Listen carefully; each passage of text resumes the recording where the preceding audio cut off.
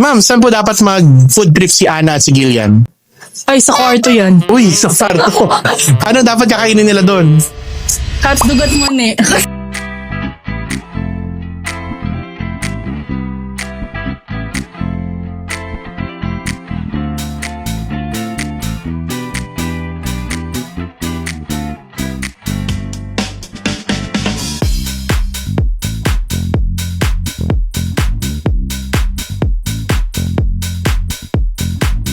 Kung si Ana at si Gillian ay mag-food trip, saan po ang recommended food trip niyo po sa kanila?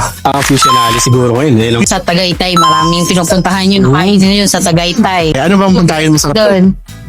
Bulalo. Bulalo? Dito po. Saan? Dito po sa buffet na po to. Sa Dapo at Tisa. Bakit? Siyempre masarap po yung pagkain. Una, masarap po yung pagkain. Maganda po yung film view. Tapos maganda rin po yung service po ng mga tawan. Wow, Dapo at Tisa, baka naman. Ay, sa kwarto yan. Uy, sa kwarto. Ano dapat kakainin nila doon? Cuts dugat mo ni.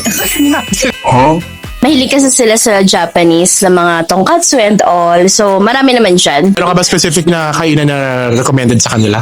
Prefecture na lang. Dyan lang din. Prefecture. Siguro for me, mag-Ilocos sila tas sasama kami. Oo, Ilocos. Do you agree? Yes po. I agree too. 3 na, I agree 3. Siyempre, dapat sa Vikings. Para sulit yung bayad. I think sa Paresan sila. Parang ang madalas nila pinupuntahan nyo sa Provident, Pares ni Nino. Pares ni Nino. Bakit? Pares lang favorite yung Pares. So, isa sa mga paborito nila, Pares talaga. Nagkakasundo. I think sa romantic baboy or samgyup sa laban.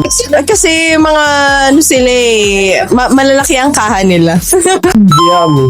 Mas madalas ko sila naririnig na nagigiyami sila. Sangyup din yun. Bakit doon? Mas din ko sila, nung simula na nakilala ko sila, din sila madalas yan. Nagpupunta.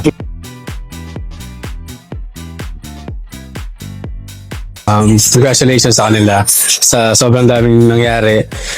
At least na natuloy silang magkasama sa buhay. Kaya Congratulations again sa inyo. Sana magtagal lalo kayo. Saka sana magka-baby na kayo. sana po magkaroon po kayo ng happy marriage po. Sana kahit po madaming ups and downs, wag po kayo mag-give up sa isa't isa. Congrats Ate Ana at Jillian. More gala to us. Kasama kasi kami laging yan. So, be happy and be kind to each other. So, thank you so much. And, yeah, mag-enjoy lang kayo being wife and husband. Congratulations sa inyong dalawa. Na-mention naman na kanina nung program yung mga gusto naming sabihin sa inyo. So, stay strong. Marami pa kayong pagdadaanan. Marami na kayong pinagdaanan pero marami pa kayong pagdadaanan. So, kapit lang. Kami naman, kapit lang din. Dahil kayong dalawa naman yan, matagal na kayo. And alam ko din yung story nyo. Kaya Ate Ana, always be right. Yun na lang. And congratulations ulit sa wedding nyo today. Wish ko lang na magtagal kayo and always understand each other. Siyempre, best wishes. Congratulations. Sana malipasan nyo lahat ng mga pagsubok na mapagdadaanan nyo sa marriage nyo kasi hindi naman talaga laging happy. Yun lang. Happy marriage to both of you and congratulations, and I hope na this will be the start of your forever. Lalo na ngayon na mas magiging strong dapat yung relationship nila ngayon since they're now married, 'di ba? So, and sana magkaroon pa sila ng more years to come na magkasama sila. Sana magka-cousin na si Stacy. Yun na. Congrats lang. And sana yun, magka-little one na rin sila. So, parang 3 na sila nasa bahay ni mama. Na 3 makukulit na.